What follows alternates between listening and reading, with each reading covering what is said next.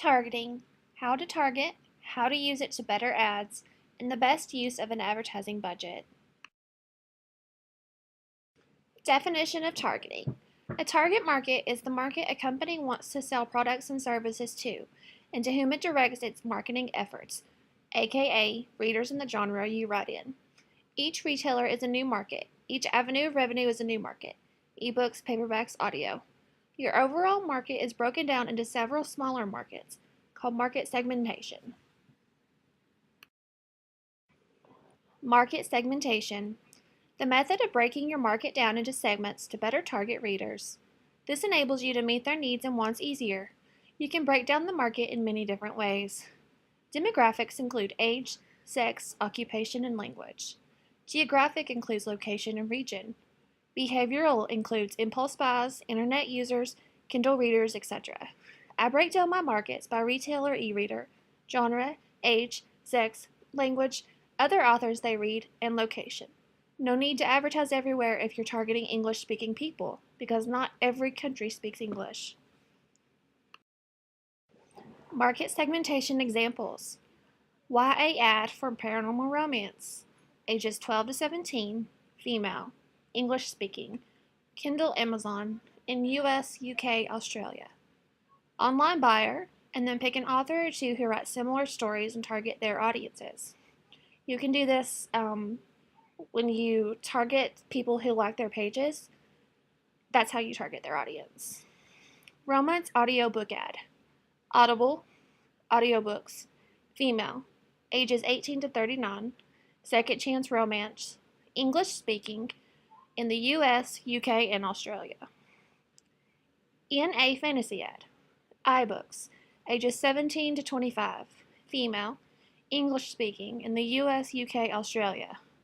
Online buyer, and then go to iBooks and see the top sellers in fantasy. Add their pages to the ad. You could do this with any ad to see which ones are the best sellers at any given point and target their audiences. It's really best to see who writes similar to you, who writes books with a similar theme or have a similar cover, because their readers are more than likely going to see yours and be attracted to the cover and what it's about, and they'll probably pick it up just because it looks like something they would read. Facebook ads setup. Create an ad rather than boost it unless it's a giveaway, and then boost that one. Very detailed targeting information. The smaller the audience, the better. You want hundreds, thousands, or smaller, not millions. You can do a variety of things on the ad manager, but sending people to your website is the preferred objective. If you have a book page with all links, this also helps so you don't have to create a new ad for each retailer. Instead, sending them to your website landing page where all the links are available. Setting up an ad for each retailer enables more detailed targeting, however. You can also add targeting info to each post on your page free of charge. This is a very useful tool. In the following slides, I have screenshots of how to do some of these things and where you can find them on your profile and page. This is in Facebook ads in the ad manager on your profile on the left hand side. This is when you create a new ad, what you can do. You can boost your post, promote your page, send people to your website or any website. This is all just, you can do different things with each one.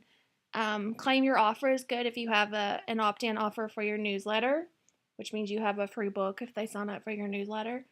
You can set that up so they see that. You can boost your post from in here instead of doing it from the page, and you can add a little more information to it. You can promote your page so that when people are scrolling, they can see it on the side, and it invites them to like you. When you do a post on your Facebook page, on your fan page, you can click this that is highlighted, and you can narrow the target audience down for that post. Once you click on that, you can choose your preferred audience by their interest, which would be other authors like you, ebooks, the retailers, just whatever you narrow your target audience down to, you can do that here. And this is the restrictions where you can choose the age, the gender, the location, and the languages.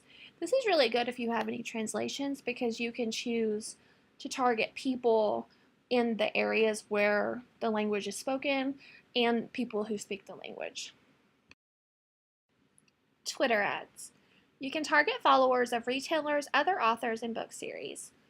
This is really good. I do this when I do audiobooks. I target people who follow Audible because obviously if they follow Audible, they like audiobooks.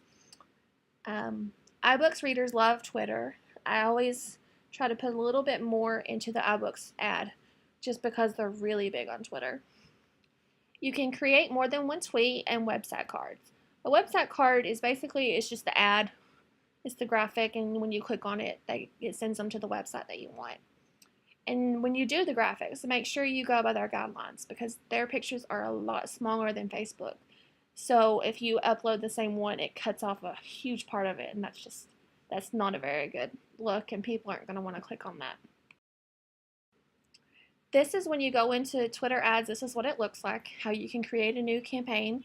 You can get followers, website clicks, tweet engagements, get people to download your app, leads on Twitter, video views. I generally go for the website one, but I may try one of the followers sometime soon just because it's good to have more followers because a lot of people utilize Twitter better than I do, and they find a lot of books that they like there. Once you go in to create a campaign and an ad, this is what you can do. You can add keywords to every ad. You can add followers and interests. You can tailor your audiences by behaviors. I really like the way Twitter has their ads set up because I feel like you can do it a little bit better than you can on Facebook. It's more user-friendly and it's an easier setup, and you get to add in the keywords and everything, and I really like the way it's set up. It takes a little bit to get used to it, so when you go in there and set it up, just kind of play around with it and see what works and what doesn't. You can always go in and edit if you're not getting clicks or views or followers or whatever it is you set up. You can edit it as needed. Launch day ideas. These are some ideas that I've used or I've seen that work really well for release day to help get your book out there and help it to get noticed and just kind of give it a boost on release day. Launch day giveaways or a party, newsletter blast, notify BookBub. This is after you go into Author Central and update your book there. BookBub should notice within a few days, and they will notify all of your followers. And make sure you have a BookBub profile before you do this. If you've ever had a BookBub, then you have a profile. If not, you should definitely make one. And you can go in there and see how many followers you have. Ask readers to share. This is just put it in the post. Just say, please share. And a lot of them will do that. And then instead of posting a new image or post in all groups on your pages or wherever you want to share it, share one from your page for more organic views. I just do a release day post and pin it to my page, and then I share that one everywhere that I need it to go. If I'm having any sort of release day giveaway, I usually put that in the same post so more people see it. You could do a gift card giveaway for sharing a post. You can't say share this post to enter the giveaway, but you could put it as a little extra. Just say, please share this post after you've entered, because a lot of people will do that. And then before your release, make sure you do ARC giveaways. Send signed bookmark or postcard for reviews that are posted on release day. Do a special giveaway for people who review within 24 hours. I usually do a signed paperback of the book for this. Just have them send me the link. That way you get a lot of reviews that first day. And then also, I generate buzz by sharing first 2 chapters via newsletter. I do this a couple of weeks before the release. And then about a week before release, I put the first chapter on my website. That way the newsletter subscribers see it first, and they get the first two, and then everybody can get interested by reading the first chapter on your website. When and where to do them. Plan sales strategically, not just because you think you have to. In general, I don't do 99-cent sales because I have perma-free books, and those are my loss leaders. Giving away free books is kind of sucks because you work all that time and spend all that money, and then you're just handing it over to readers. But it's probably the best marketing move I've ever made because the sell-throughs have been really amazing. Readers don't want to take a chance on new authors. They don't want to spend money and possibly not like the book. So by doing the perma-free, they don't have anything to lose. And a lot of them really enjoy it, and the sell-through is worth it. And that's why I have the perma-frees. When I do a sale, it's because I have ads booked with BookBub, eReader News Today, Robin Reads, or a variety of the above. The more sales you have, the more used to it readers get, and they will expect it. Once it's expected, they will wait for a sale instead of buying it at full price. You spend a lot of money and time on these books. You don't need to just put them at 99 cents because that's what everybody else does. That devalues your work, and readers don't want to spend the full price, and they won't if that's what they come to expect. So plan sales don't do them often. Put them pretty far apart and only do them when there's a reason to do them. I think I've had one of my books has only been on sale one time, and that was just because I got a BookBub for it. Just plan them strategically. If you're not sure how exactly to do that, ask. I'll be glad to help you. Or ask Sarah. She'd be glad to help you too.